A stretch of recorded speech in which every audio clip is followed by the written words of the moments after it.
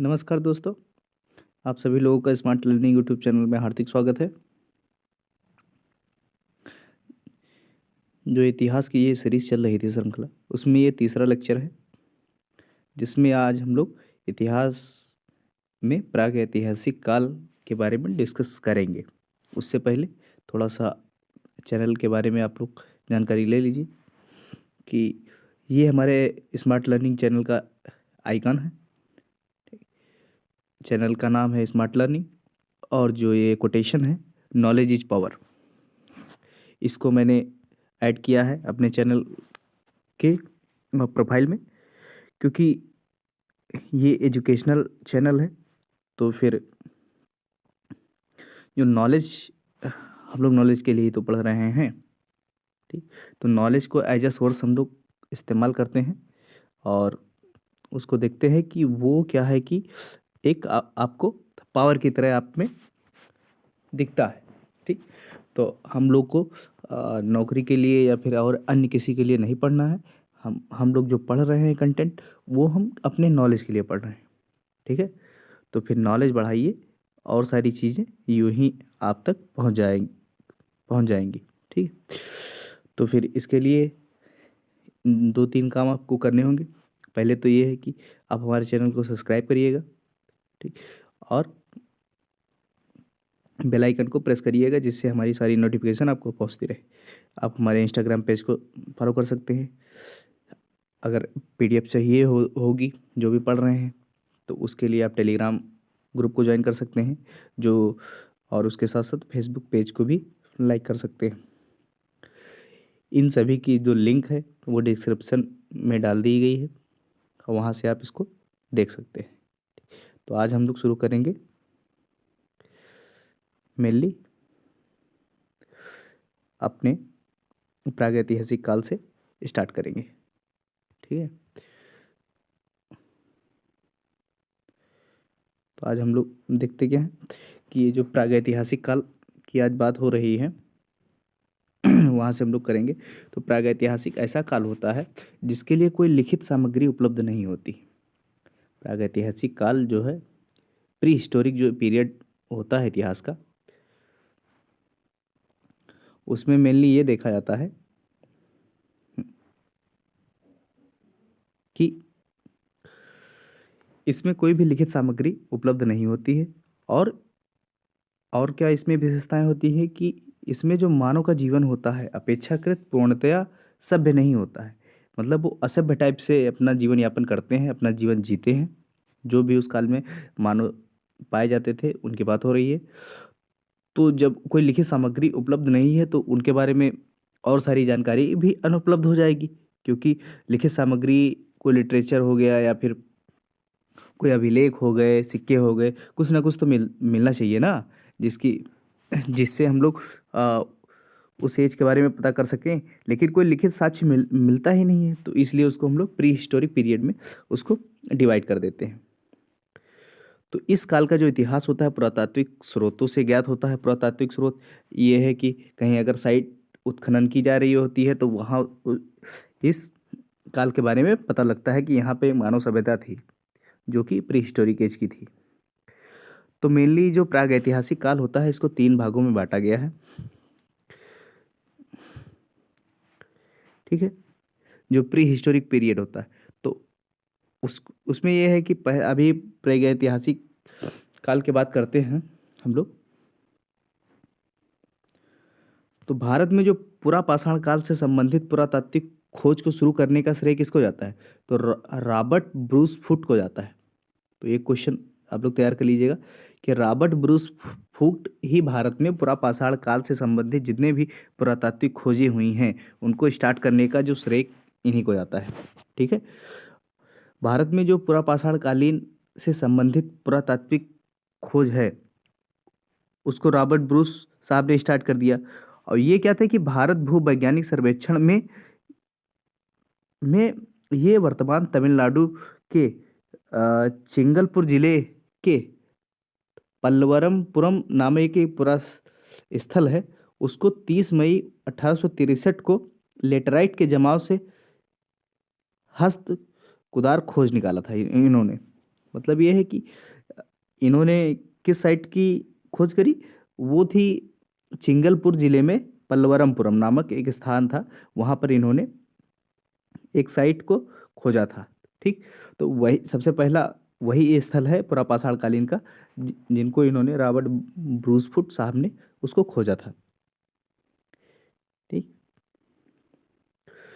तो जी, और इसके साथ साथ ही ये है कि ये क्वेश्चन जो पीसीएस में आया है 2011 में भी, यूपी पीसीएस मेंस में पूछा गया है, और ये उत्तराखंड के मेंस में भी 2007 में पूछा गया है।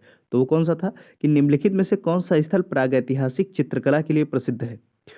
तो वो साइट अजंता है, भीमबेटका है, बाग है, या फिर अमरावती है। तो ये भीमबेटका से प्रागैतिहासिक जो चित्रकला की खोज करी गई है, और ये भीमबेटका कहाँ पड़ता है, ये एमपी में पड़ता है, मध्य प्रदेश में पड़ता है। और जो मध्य प्रदेश के रायसेन जिले में ये भीमबेटका मिलता है, और यहाँ से मध्य पाषाण काल के भी चित्र मिले हैं, प्रागैतिहासिक प्रीहिस्टोरिक भी मिला हुआ है, और उसके साथ साथ मध्य पाषाण काल के भी यहाँ पे देखने को मिलता है। और ये गुफाएं क्या है कि प्रागैतिहासिक काल की जो चित्रकला है उसके ये श्रेष्ठ उदाहरण है। और इसके साथ साथ ही हम लोग अगर देखें तो कि आधुनिक मानव का जो विकास है वो किससे हुआ है। तो आधुनिक मानव का जो विकास हुआ है वो प्राइमेट्स से हुआ है। ठीक है, प्राइमेट्स से। तो अभी इसका काल डिवीजन देख लेते हैं कि प्रागैतिहासिक काल का जो विभाजन है वो किन किन काल में हुआ है। तो प्रागैतिहासिक काल का जो मेनली जो विभाजन है वो एक है कि पाषाण युग है, और दूसरा है धातु युग है। ठीक है, पाषाण युग और धातु युग। अब पाषाण युग में कितने हैं, कि पाषाण युग में भी 3 हैं। ठीक है, तो पहला कौन सा है कि पुरापाषाण काल, मध्य पाषाण काल और नवपाषाण काल। जो पुरापाषाण काल है उसको प्राचीन पत्थर युग बोला जाता है, क्योंकि यहाँ पर जो भी औजार थे या फिर जो भी सारे यंत्र थे उनके, वो किन से मेनली बने होते थे, वो पत्थर से बने होते थे। ठीक है, तो मेनली वो पत्थर से बने रहते थे।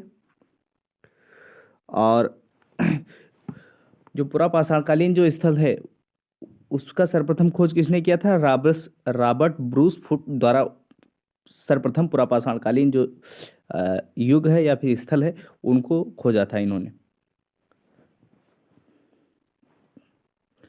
और इसको दूसरे भाषा में आखेटक या फिर संग्राहक काल भी कहा जाता है।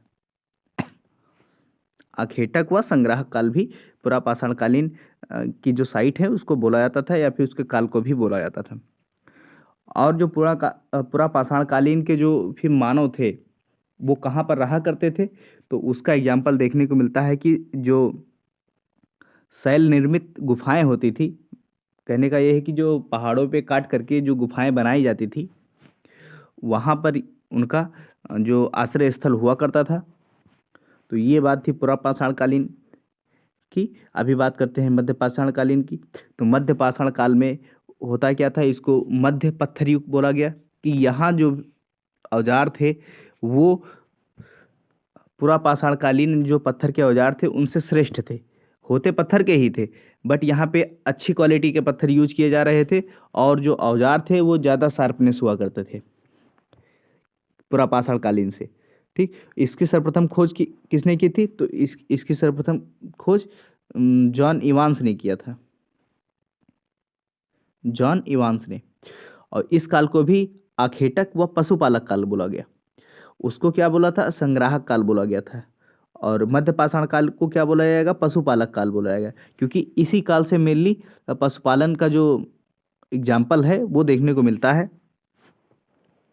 और इनका जो आवास होता था, तो चूंकि जब मानव पशु पालना स्टार्ट कर दिया गया तो पशुओं के लिए 2 चीज़ में ज़रूरी होती है, पहला चारा और दूसरा पानी। तो फिर जो इनका आवास हो क्या होगा, फिर ये जहाँ पे चारा में होगा और जहाँ पे पानी होगा। तो मेनली 2 ऐसी जगहें होती हैं जहाँ पे चारा और पानी मिल सकता है। वो कहाँ है कि जहाँ पे नदी का तट है। तो नदियों के किनारे की भूमि उपजाऊ होती है तो वहाँ पे चारा उपलब्ध हो जाता है और पानी नदियों से मिल जाता है। तो फिर मध्य पाषाणकालीन जितनी भी साइटें हैं वो अधिकतर किसी न किसी नदी के किनारे ही पाई गई हैं। तो एक तो ये मध्य पाषाणकालीन की बात हो गई। तीसरा है नवपाषाणकालीन स्थल। तो नवपाषाण काल में क्या हुआ कि इसको बोला गया नवीन पत्थर युग। नवीन पत्थर युग बोला गया। सर्वप्रथम इसको खोजा किसने? डॉक्टर प्राइमरोज ने। डॉक्टर प्राइमरोज थे, उन्होंने नवपाषाण काल को खोजा और उसका इन्होंने नाम क्या दिया? नवीन पत्थर युग कहा गया। और अगर इसके साथ साथ देखा जाए कि अब इसकी विशेषताएं क्या थी कि नवपाषाण कालीन की, तो नवपाषाण कालीन की विशेषता ये थी कि ये फिर अपने जो दैनिक कार्य थे या फिर अपने जो भी यंत्र थे उनमें इन्होंने पहिए को इस्तेमाल करना शुरू कर दिया। ठीक, चूंकि पशुपालन पहले से हो रहा था तो पशु पालतू थे तो उसका प्रयोग उन्होंने वहां से किया। और साथ साथ ही हुआ क्या कि अब कृषि में नए नए आविष्कार होना शुरू हो गए, हल बनाए जाने लगे और भी विभिन्न प्रकार के यंत्र बनाए जाने लगे। ठीक, तो फिर उन यंत्रों में पहियों का इस्तेमाल करना इन्होंने शुरू कर दिया। किस काल में? नवपाषाण काल में। और हुआ क्या कि अब थोड़ा सा जो उनका जीवन था वो थोड़ा सा लाइफ स्टाइल बदली और वो थोड़ा सा एडवांस हुए। तो फिर जब नदियों के किनारे पहले रहा करते थे तो पहले वो मड हाउसेस में रहा करते थे। अब क्या हुआ कि उनका जो घर हुआ मड हाउस ही हुआ, बट वो अधिक स्थायी टाइप से बनाने उन्होंने शुरू कर दिए। पहले वो खाना बदोश टाइप के थे कि आज यहाँ इस नदी के किनारे हैं, कल थोड़ा सा और आगे जब चारा यहाँ ख़त्म हो जाएगा तो चारा की तलाश में थोड़ा सा आगे चले जाएंगे, वहाँ घर बना लेंगे। बट अभी क्या था कि उनका आवास जो था वो स्थायी होता चला गया। नवपाषाण काल में उनका आवास स्थायी हो गया। बट हुआ क्या कि वो चारे के लिए अन्य अन्य जगहों पे जाते थे और रहने के लिए फिर वो पुनः उसी स्थान पर लौट आया करते थे। ठीक, ये मेन अंतर था मध्य पाषाण काल और नवपाषाण काल में।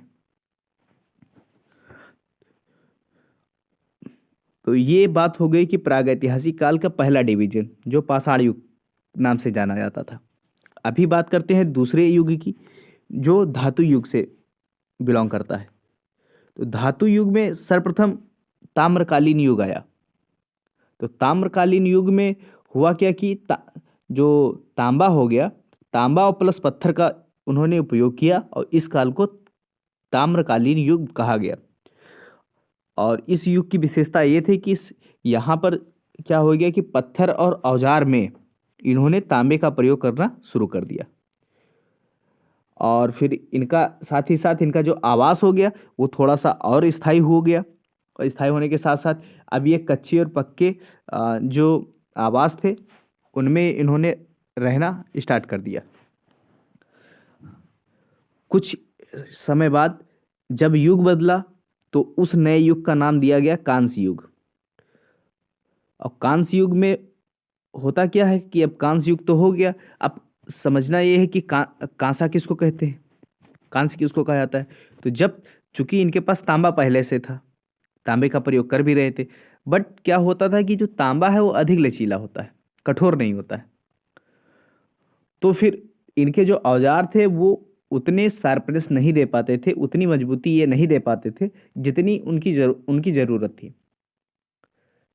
तो हुआ क्या, इन्होंने टिन का आविष्कार किया। टिन को इन्होंने खोज निकाला और जो तांबा था इनके पास पहले से उसको अधिक कठोर बनाने के लिए इन्होंने उसको मिलाया और एक नए प्रकार के धातु की खोज इन्होंने करी और उसका नाम इन्होंने दिया कांस्य। तो इसीलिए उस युग का नाम पड़ा कांस्य युग। और इसी कांस्य युग के काल में ही सिंधु घाटी की जो सभ्यता थी वो विकसित हुई। तो इसीलिए सिंधु घाटी सभ्यता को कांस्य युगीन सभ्यता के नाम से भी जाना जाता है। और इस टाइम आते आते जो आवास हो गए वो पूर्णतया पक्के आवास हो गए। अब जो मनुष्य था वो पक्के मकानों में रहना उसने स्टार्ट कर दिया। अब लास्ट धातु युग में आता है कि लौह युग आ जाता है। और लौह युग की विशेषता ये थी कि अब वो कांसे से लोहे पर वो मूव कर गए। और जब मूव कर गए लोहे पर वो, तो फिर लोहे का विस्तृत उपयोग स्टार्ट हो गया। और लौह युग की जो काल में हम लोग वैदिक एज को देखते हैं। तो वैदिक युग आते आते लोहे का आविष्कार पूर्णतया शुरू हो गया। तो इसीलिए आपसे क्वेश्चन पूछा जाएगा कि सिंधु घाटी सभ्यता में लोग लोहे के औजार बनाते थे कि नहीं बनाते थे। तो तो चूंकि वहाँ उस एज में लोहे की खोज हुई नहीं थी, इसलिए लोहे का वो प्रयोग नहीं करते थे। तो ये मेनली अंतर देख लीजिएगा कि सिंधु घाटी की सभ्यता के बाद से लोहा के बारे में मानव को ज्ञात हुआ और तब से उन्होंने प्रयोग करना शुरू किया। सिंधु घाटी सभ्यता के बाद, उससे पहले अगर कहीं भी लोहे का जिक्र होता है तो फिर वो स्टेटमेंट गलत हो जाएगा। और साथ ही साथ लौह युग में ये इनके आवास जो थे वो भी पक्के हो गए। तो ये बात प्रागैतिहासिक काल की जो विभाजन था उसका था। ठीक है, अभी बात करते हैं नेक्स्ट की। तो एक शब्द आप लोगों ने सुना कि प्राइमेट्स क्या होते हैं। तो जो प्राइमेट्स हैं वो नर मानव होते हैं, उनको प्राइमेट्स बोला गया है मेनली। और ये इनके प्राइमेट्स के अंदर नर मानव के अंतर्गत कौन कौन सी स्पीसीज आती हैं। तो उसमें थे बंदर थे, लंगूर थे, वनमानुष थे और अन्य स्तनधारी जीवों को प्राइमेट्स के अंतर्गत शामिल किया गया है। और साथ ही साथ जिस काल की जानकारी के लिए लिखित और प्रमाणिक साधन उपलब्ध होते हैं उस काल को क्या कहा जाता है। तो उस काल को ऐतिहासिक काल बोला जाता है। तो एक क्वेश्चन आपका ये तैयार हो गया। साथ ही साथ अगले क्वेश्चन की अगर बात किया है तो प्राग ऐतिहासिक काल के जो औजार और हथियार प्राप्त हुए हैं वो पत्थर के हैं। इसलिए मानव इतिहास के प्रारंभिक काल को किसकी संज्ञा दी गई है। तो जहाँ पर पत्थरों का यूज होता है वो मेनली पाषाण काल के अंतर्गत आता है। और पाषाण के काल के अंतर्गत अगर पूछा जाए तो पूरा पाषाण काल के अंतर्गत और मध्य पाषाण काल में मेनली पत्थरों का यूज औजार के रूप में किया जाता था। नव पाषाण काल में चूंकि तांबे का इन्होंने प्रयोग करना स्टार्ट कर दिया था तो फिर वो बात निकल के आ जाती है नव पाषाण काल की। ठीक, तो अभी हम लोग आगे बढ़ते हैं। तो आज हम अभी स्टार्ट जो होगा वो होगा सिंधु या फिर हड़प्पा सभ्यता। हड़प्पन जो सिविलाइजेशन है, इंडस सिविलाइजेशन है, उसकी अभी चर्चा करी जाएगी। तो अभी जैसा कि मैंने बताया कि जो हड़प्पन सिविलाइजेशन है उसका एक नाम और कौन सा है कि कांस्य युग की सभ्यता बोला जाता है। तो जब भी किसी भी सभ्यता या फिर सिविलाइजेशन की अगर बात होती है तो सर्वप्रथम उसकी जो क्या कहते हैं कि टाइम है, टाइम ड्यूरेशन उसका क्या था वो सबसे ज़्यादा महत्वपूर्ण हो जाता है। तो इस विषय में हड़प्पन सिविलाइजेशन या फिर इंडस सिविलाइजेशन के अगर टाइम फ्रेम की अगर बात की है तो उस पर इतिहासकारों के जो मत हैं वो सहमत नहीं है। लेकिन सबसे जो सर्वमान्य जो टाइम फ्रेम निकल के आता है वो 2500 से 1500 ईस्वी पूर्व तक इस सभ्यता के लिए अधिकतर जो इतिहासकार हैं वो इस पर सहमत हुए हैं। और बाकी अगर पर्सनल देखा जाएगा कि किस इतिहासकार का कितना है तो उसमें उस काल में बहुत सा डिफरेंसेस देखने को मिलता है। लेकिन मेनली यही माना गया है कि 2500 से 1500 ईस्वी पूर्व तक एनसीईआरटी ने भी अपने को इसकी टाइम फ्रेम को माना है। तो इसलिए हम लोग उसी को लेकर के चलेंगे।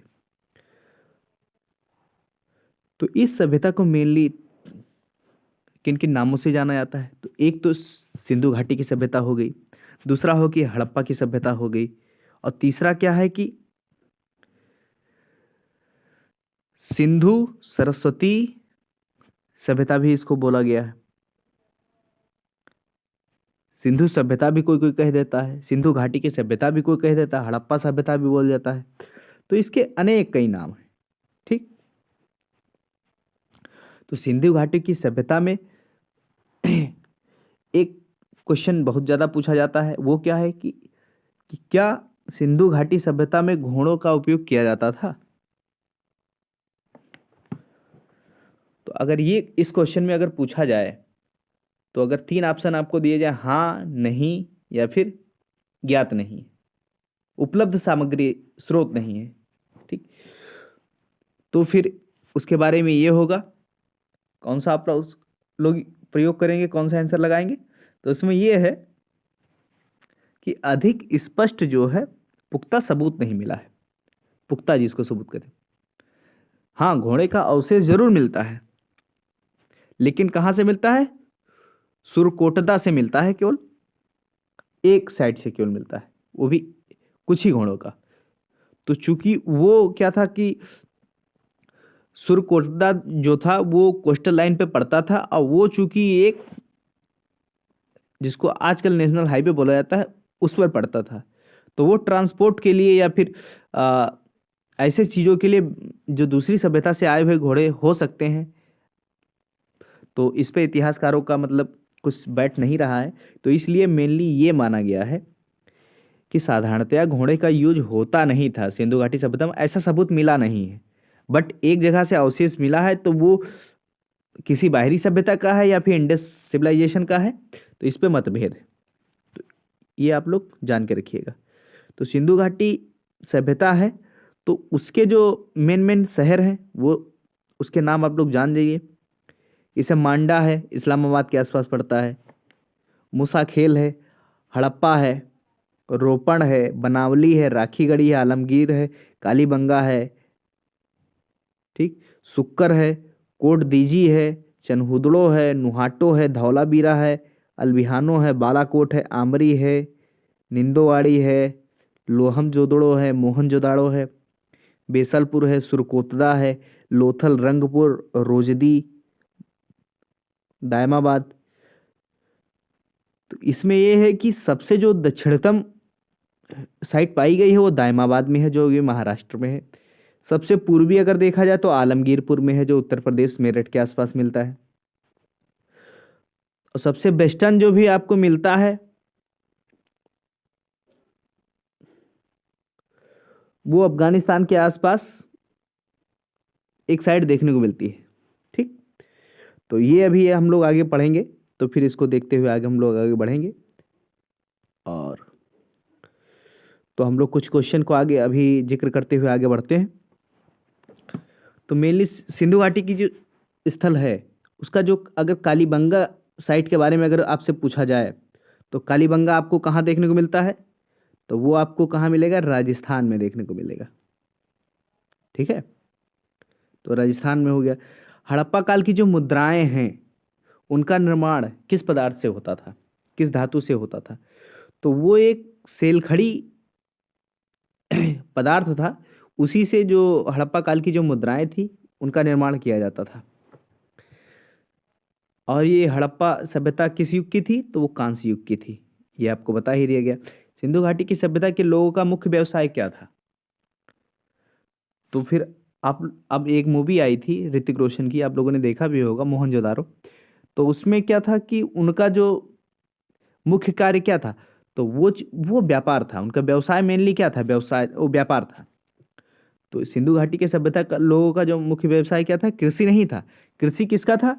इसके बाद जो भी वैदिक एज मिलेगा, ठीक, तो वैदिक कल्चर में मेन जो व्यवसाय था वो क्या था? पशुपालन था। गायों का जो व्यापार होता था उनका था। तो एक ये हो गया। हड़प्पा सभ्यता के निवासी थे कहाँ? वो क्या थे? ग्रामीण थे या फिर शहरी थे? तो चूंकि जो सिंधु घाटी की जो सभ्यता है उसको नगरीय संस्कृति नाम से भी जाना जाता है, नगरीय सभ्यता के नाम से भी इसको जाना गया है। तो ये नगरीय सभ्यता थी। सिंधु सभ्यता के घर किससे बनाए जाते थे? तो उनमें पक्की ईंटों का प्रयोग होता था। और जो हड़प्पावासी किस वस्तु के उत्पादन में अग्रणी थे? अग्रणी मतलब टॉप प्रोड्यूसर थे, तो वो कपास की खेती में थे।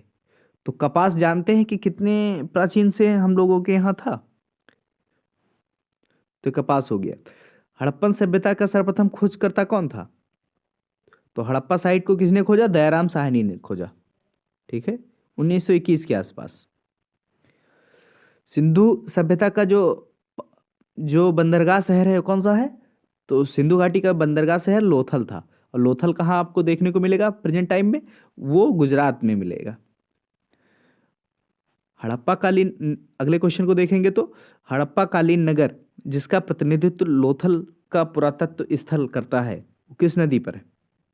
जो हड़प्पा कालीन नगर लोथल है वो भोगवा नदी पे है, भोगवा नदी के किनारे पे है।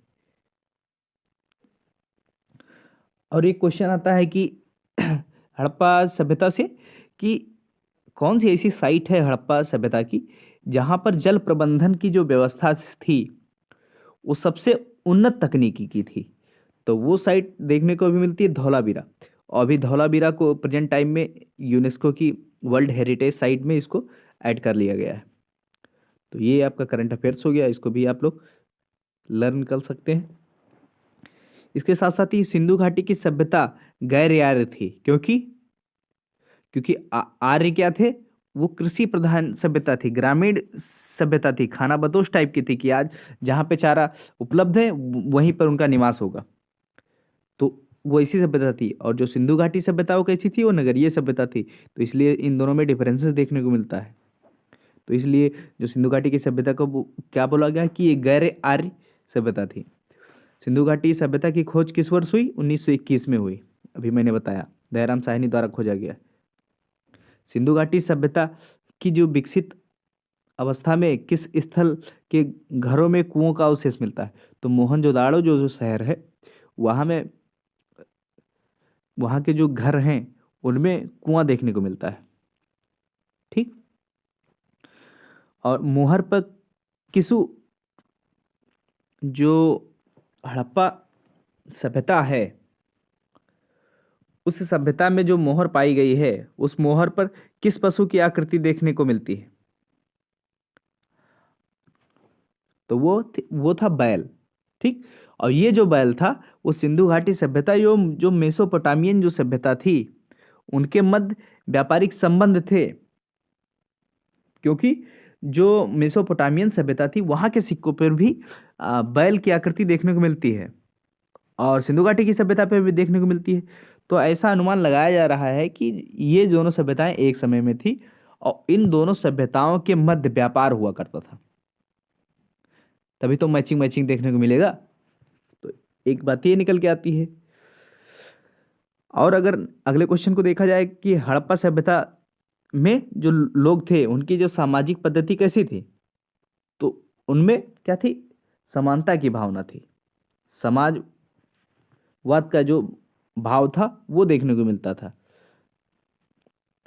और अगले क्वेश्चन को अगर हम देखें तो हड़प्पा जो सभ्यता है उसके अंतर्गत जो हल से जोते गए खेत का साक्ष्य कहाँ से मिला है? तो उसका साक्ष्य मिला है कालीबंगा से। कालीबंगा देखने को कहाँ मिलेगा? आपको राजस्थान में देखने को मिलेगा।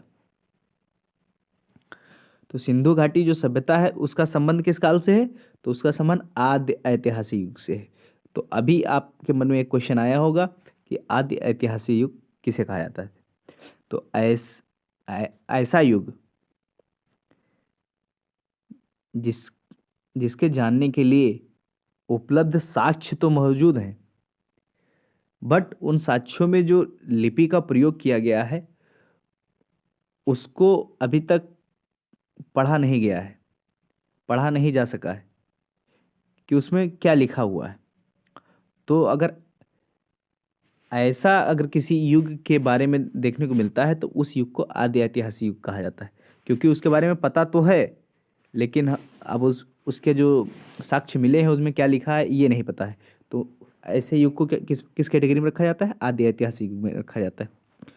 तो अभी हम लोग एक क्वेश्चन डिस्कस करते हैं जो यूपीपीसीएस में आया हुआ है कि सिंधु सभ्यता संबंधित है प्रागैतिहासिक युग से, आदि ऐतिहासिक युग से, ऐतिहासिक युग से या फिर उत्तर ऐतिहासिक युग से।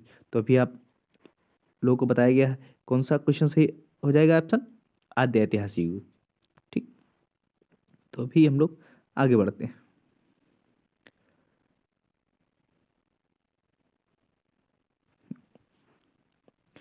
तो पैमानों की खोज ने यह सिद्ध कर दिया कि सिंधु घाटी सभ्यता के लोग माप और तौल से परिचित थे। यह खोज कहाँ पर हुई है? ये खोज आपको देखने को मिलेगी लोथल में। ठीक है। तो लोथल में ये चीज़ आपको देखने को मिलती है। और साथ ही साथ ये है कि हड़प्पा सभ्यता का जो प्रचलित नाम क्या है?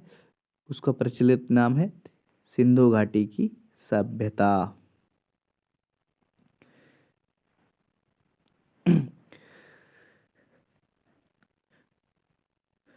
और अगले क्वेश्चन को अगर हम लोग देखें तो कपास का जो उत्पादन सर्वप्रथम सिंधु क्षेत्र में हुआ, जिसे ग्रीक या यूनान के लोगों ने किस नाम से पुकारा, उसको सिंडन नाम से पुकारा।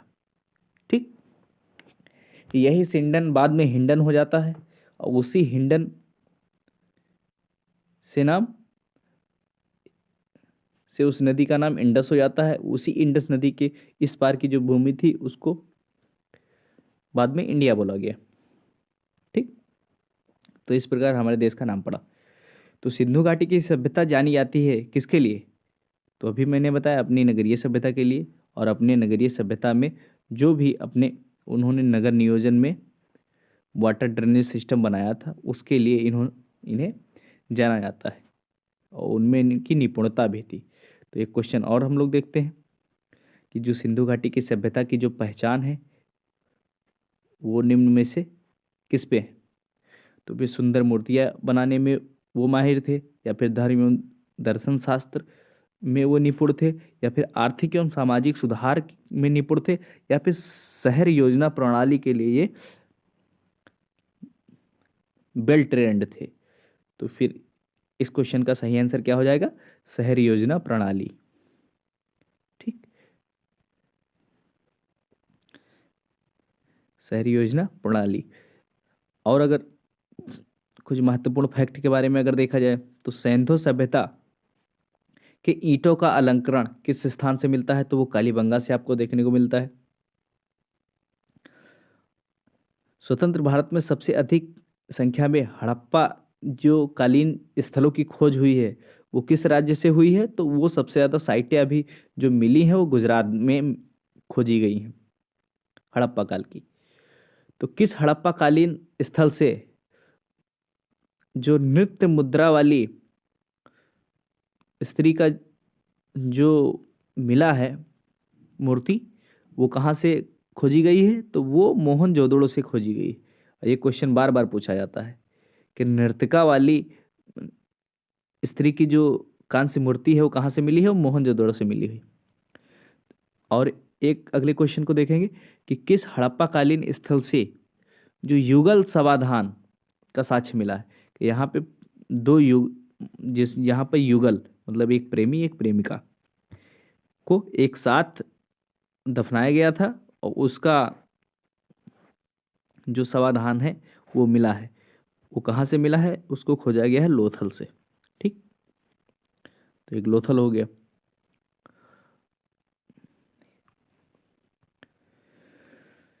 अगले क्वेश्चन की अगर हम लोग बात करते हैं तो फिर भारत में खोजा गया सबसे पुराना शहर कौन सा है, तो वो आपको देखने को मिलेगा हड़प्पा।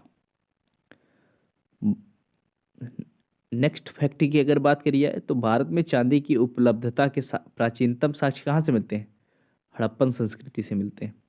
हड़प्पा एक उन्नत जल प्रबंधन प्रणाली थी।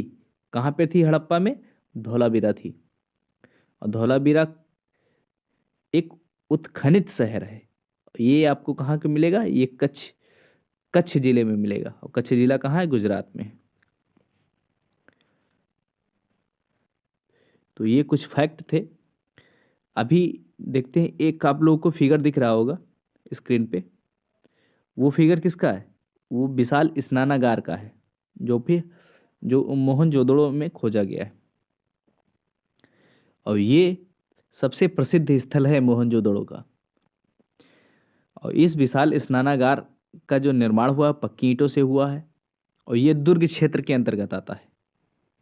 दुर्ग का मतलब यह है कि जिसको चारों तरफ से बाउंड्री से घेर दिया जाए।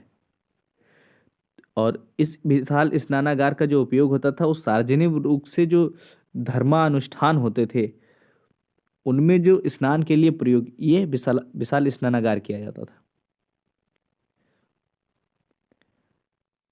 तो ये फिगर आपका हो गया। विशाल स्नानागार किस पुरातत्व स्थल से पाया गया, तो ये आपको मिला है कहाँ से, अभी देखा आपने, ये मिला है मोहनजोदड़ो से। अभी एक मूर्ति आपको दिख रही होगी, ये मूर्ति कहाँ से खोजी गई है, ये भी मोहनजोदड़ो से खोजी गई है। और इस मूर्ति को क्या कहा गया है? ये पुरोहित राजा की मूर्ति है।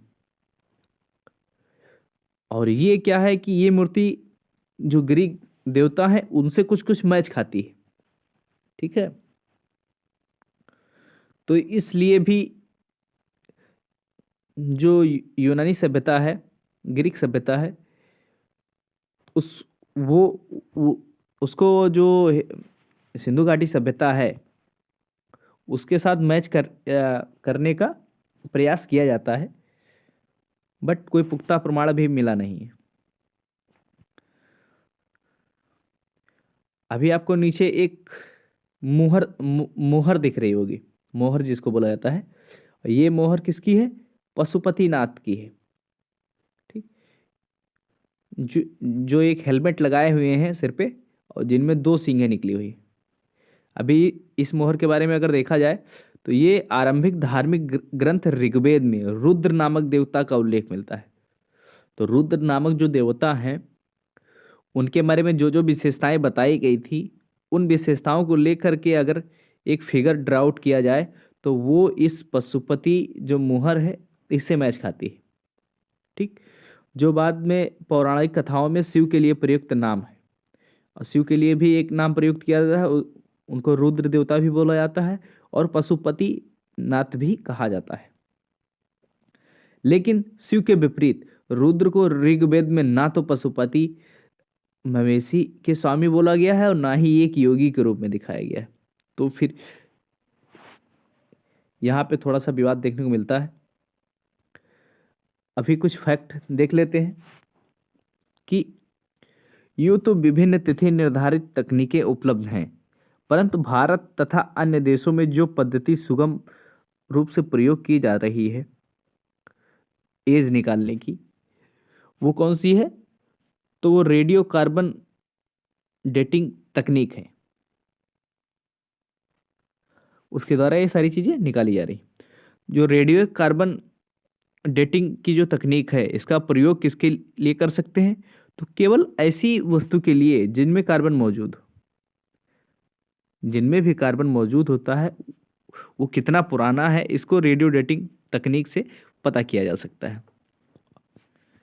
और ईसा पूर्व की जो 3री शताब्दी है उसमें जो कश्मीर में एक समृद्ध नवपाषाण काल संस्कृति रही थी, अब तक इसे संबंधित सबसे महत्वपूर्ण स्थल का पता चला है। वो कौन सा है? वो है बुर्जहोम। वो बुर्जहोम है। ठीक है,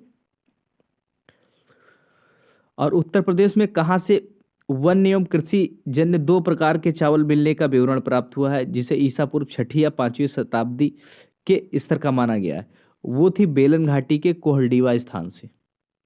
ठीक है, बेलन घाटी सभ्यता में एक कोहलडीवा स्थान था, वहां से ये चीजें मिली हुई है। अगले फैक्ट की तरफ अगर देखें तो सिंधु घाटी के 2 स्थल, एक का नाम कोट दीजी और दूसरे का नाम अमरी है, ये किसके लिए प्रसिद्ध है? तो ये विशिष्ट चित्र जो मृदभांड शैलियां थी उनके लिए। ठीक, तो जो पोट्री मिलती है पेंटेड पोट्री या फिर प्रिंटेड पोट्री, ब्लैक पोट्री, तो वो कोटदीजी और अमरी नामक स्थान से देखने को मिलती है। सिंधु घाटी सभ्यता में नगर योजना की आधार सामग्री कहाँ से प्राप्त हुई है? तो जो नगर योजना की जो आधार सामग्री है वो आपको विभिन्न स्थलों में देखने को मिल जाएगी, जिनमें है मोहनजोदड़ो, हड़प्पा, चुनहोदड़ो, कालीबंगा, लोथल, सुरकोटदा और बनावली से देखने को मिलता है। अगले फैक्ट की बात करी जाए तो भारत में प्रागैतिहासिक स्थलों को खोजने का कार्य कौन करता है? तो वो आर्कियोलॉजिकल सर्वे ऑफ इंडिया करती है, भारतीय पुरातत्व एवं सर्वेक्षण विभाग, जो कि लॉर्ड कर्जन के समय में बनाया गया था 1904 में, ऑफिशियली रूप से 1904 में एएसआई की स्थापना करी गई थी। ठीक, तो ये फैक्ट। और किनके काल में? लॉर्ड कर्जन, जो कि बंगाल का विभाजन करने के सबसे बड़े प्रणेता माने जाते हैं। हड़प्पा सभ्यता की जो सिंधु घाटी सभ्यता को इन्हीं नामों से क्यों जाना जाता है? तो इसका कारण ये है कि क्योंकि इसके प्रथम अवशेष हड़प्पा नामक स्थल से प्राप्त हुए थे तथा इसके आरंभिक स्थलों में से अधिकांश सिंधु घाटी सिंधु नदी के किनारे अवस्थित थे, इसीलिए इनको क्या कहा गया कि हड़प्पा कालीन स्थल बोला गया। तो हड़प्पा से जब पता चला तो हड़प्पा कालीन सभ्यता हो गई। जब सिंधु नदी के किनारे के अन्य स्थानों पे मिलना शुरू हो गए तो उसको सिंधु घाटी की सभ्यता बोला जाने लगा। देन उसके बाद और भी थे जो अन्य नदियों के किनारे पाए जाने लगे, तो इसको बोला गया कि सिंधु सरस्वती सभ्यता। तो फिर इसका नाम फिर समय समय से स्थलों के ज्ञात होने के साथ साथ ही चेंज होते रहे। तो भारतीय पुरातत्व विभाग का जन्मदाता किसे बोला जाता है? तो वो थे अलेक्जेंडर कनिंघम। अलेक्जेंडर जो कनिंघम थे वो भारतीय पुरातत्व विभाग के जन्मदाता थे। यहाँ पे एएसआई की बात नहीं हो रही है, यहाँ विभाग की हो गई। भारतीय पुरातत्व विभाग का जन्मदाता कौन है? Alexander Cunningham. सभी सजीव वस्तुओं में एक प्रकार का रेडियोधर्मी कार्बन होता है, उसे क्या कहा जाता है? कार्बन 14। ये भी फैक्ट आप लोग तैयार कर लिए। कार्बन डेटिंग तकनीक का विकास कब हुआ? 1940 में हुआ। और किसने किया? बिलार्ड फ्रैंक लिब्बी ने। और इसके लिए क्या हुआ कि 1960 में इन्हें नोबेल पुरस्कार भी दिया गया, बिलार्ड फ्रैंक लिब्बी ने को। ठीक। तो भारत में वास्तुकला का आरंभ किसने किया? सिंधुवासुओं ने किया। सिंधु घाटी सभ्यता किस प्रकार की सभ्यता थी? नगरीय थी, पता है आप लोगों को। चावल का उत्पादन का साक्ष्य किस स्थान से मिला है? तो लोथल से मिला है और रंगपुर से मिला है, दो साइड से देखने को मिलता है। बाजरे की खेती के साक्ष्य कहाँ से मिला है? लोथल और सौराष्ट्र के क्षेत्र से, जो कि गुजरात में मिलता है। गुजरात और महाराष्ट्र के बॉर्डर पे सौराष्ट्र का प्रांत देखने को मिलता है। रागी एक फसल होती है, उसके साक्ष्य कहाँ से देखने को मिले हैं? तो उसका देखने को मिला है रोजदी से। रोजदी कहाँ आपको पाई जाएगी? वो भी गुजरात में देखने को मिलती है।